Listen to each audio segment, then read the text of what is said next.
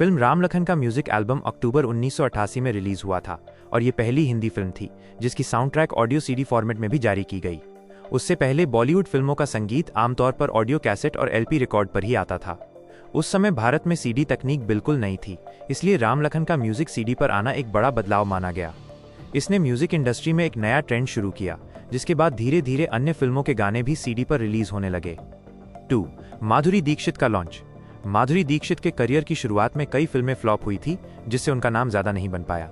इसी दौरान उनकी मुलाकात निर्देशक सुभाष घई से हुई थी। सुभाष घई को माधुरी की प्रतिभा पसंद आई और उन्होंने राम लखन के लिए उन्हें चुना ताकि वो उन्हें बड़े पैमाने पर लॉन्च कर सकें। लेकिन राम लखन से पहले ही 1988 में तेजाब रिलीज हो गई, जिसमें माधुरी का गाना 1 2 3 जबरदस्त हिट हो गया और वो रातों रात सुपरस्टार बन गईं। इस तरह उनका करियर तेजी से ऊंचाइयों पर पहुंच गया और राम लखन उनके पहले से ही सुपरस्टार बनने के बाद आई। 3. 1989 में 3 बड़ी फिल्में। साल 1989 में अनिल कपूर और जैकी श्रॉफ ने एक साथ 3 बड़ी फिल्मों में काम किया। पहली थी सुभाष घई की सुपरहिट राम लखन, दूसरी थी विधु विनोद चोपड़ा की क्राइम ड्रामा परिंदा और तीसरी फिल्म काला बाजार थी। इस तरह 1989 ऐसा साल बना जब अनिल और जैकी ने अपनी जुगलबंदी से दर्शकों पर गहरी छाप छोड़ी। 4. लोकप्रिय on screen chemistry. Film Ram Lakhan box office पर बहुत बड़ी हिट साबित हुई और इसे अनिल कपूर और जैकी श्रॉफ की सबसे सफल फिल्मों में गिना जाता है। 1980 और 1990 के दशक में इन दोनों की जोड़ी दर्शकों के बीच बेहद लोकप्रिय थी। 5. Batman dialogue. फिल्म राम लखन में गुलशन ग्रोवर ने खलनायक केसरिया विलायती का किरदार निभाया था। इस रोल के साथ उनका डायलॉग बैटमैन इतना मशहूर हुआ कि लोग उन्हें असल जिंदगी में भी इसी नाम से पहचानने लगे। 6. प्रोजेक्ट देवा का बंद होना। फिल्म राम लखन तभी बनी जब सुभाष घई ने अपना ड्रीम प्रोजेक्ट देवा पूरी तरह से बंद कर दिया।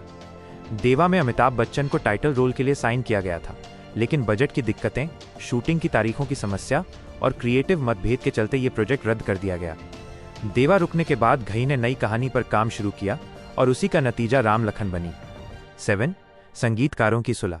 म्यूजिक डायरेक्टर जोड़ी लक्ष्मीकांत प्यारेलाल के बीच एक समय ऐसा भी आया था जब वे अलग होने का मन बना चुके थे। सुभाष घई को जब उनके झगड़े के बारे में पता चला तो उन्होंने दोनों को बैठाकर बातचीत की और आपसी गलतफहमियां दूर करने में मदद की।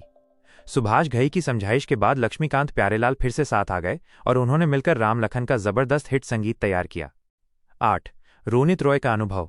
फिल्म राम लखन के निर्माण के समय अभिनेता रोनित रॉय सुभाष घई के असिस्टेंट के तौर पर काम कर रहे थे। अभिनय में करियर शुरू करने से पहले उन्होंने फिल्म मेकिंग को नजदीक से सीखने के लिए ये काम किया। बाद में इन्हीं अनुभवों ने उनके सफल अभिनय करियर में बड़ी मदद की। 9. मील का पत्थर। फिल्म राम लखन अनिल कपूर और माधुरी दीक्षित की जोड़ी की सबसे बड़ी हिट फिल्मों में से एक मानी जाती है। फिल्म की सफलता ने उन्हें 1980 और 1990 के दशक की सुपरहिट रोमांटिक पेयर के रूप में और मजबूती से स्थापित कर दिया। 10. शत्रुघ्न सिन्हा को पहला ऑफर। सुभाष घई शुरू में राम लखन में जैकी श्रॉफ वाले किरदार के लिए शत्रुघ्न सिन्हा को लेना चाहते थे, लेकिन तारीखों की दिक्कत और कुछ अन्य कारणों से बात आगे नहीं बढ़ पाई और आखिरकार ये रोल जैकी श्रॉफ को दिया गया।